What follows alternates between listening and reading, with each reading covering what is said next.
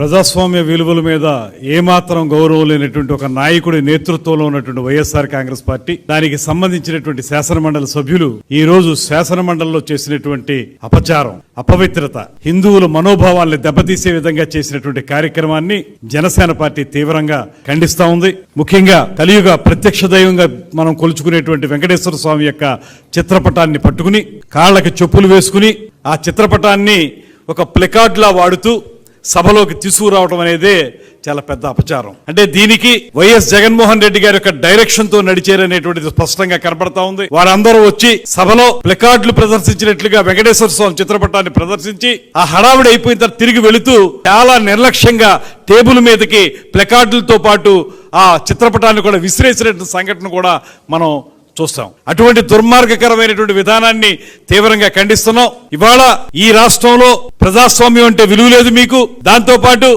భగవంతుని పట్ల అపచారాలు చేయటం నిత్యకృత్యం అయిపోయింది మీకు. దాంతో పాటు ఇవాళ ఏ రకంగా సమర్థించుకోవడానికి మీరు ఈ రకమైన కార్యక్రమాలు చేస్తా ఉన్నారు. 100% ఇది జగన్మోహన్ రెడ్డి గారి పర్యవేక్షణలో డైరెక్ట్ గా ఆయన చెప్పిన విధంగానే జరిగింది కనుక నేను డిమాండ్ చేస్తున్నాను జనసేన పార్టీ తరఫున, ఈ రాష్ట్ర ప్రజలకి హిందువుల మనోభావాలను దెబ్బతీసినందుకు హిందూ జాతికి జగన్మోహన్ రెడ్డి గారు క్షమాపణలు చెప్పాలనేటువంటి మాటని మేము స్పష్టంగా చెప్తా ఉన్నాం. ఇది ఆషామాషిగా తీసుకునే వ్యవహారం కాదు.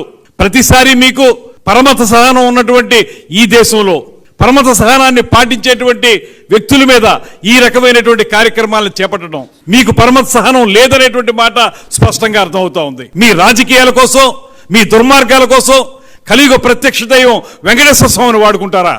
దీనివల్ల హిందువుల మనోభావాలు ఎంతగా దెబ్బతింటాయి. ప్లకార్డులు పట్టుకురావడమే తప్పు అనేటువంటి సాంప్రదాయం ఉన్నటువంటి ఈ శాసనసభలో గాని శాసన మండలిలో గాని సాక్షాత్తు వెంకటేశ్వర స్వామి చిత్రపటాన్ని తీసుకొచ్చి నిర్లక్ష్యంగా విసిరేసి బూట్లతో వచ్చి అపచారం చేసినటువంటి మీ దుర్మార్గాన్ని మాత్రం ఇవాళ రాష్ట్ర ప్రజలందరూ గమనిస్తూ ఉన్నారు. మీరు క్షమాపణలు చెప్పి బేషరతుగా మొత్తం జాతికి క్షమాపణలు చెప్పకపోతే తగిన బుద్ధి మరింతగా అందరూ తెలియజేస్తారనేటువంటి మాటను తెలియజేస్తూ ఖచ్చితంగా దీని మీద యాక్షన్ తీసుకోవాల్సిందిగా చైర్మన్ గారిని కూడా మేము కోరుతా ఉన్నాం.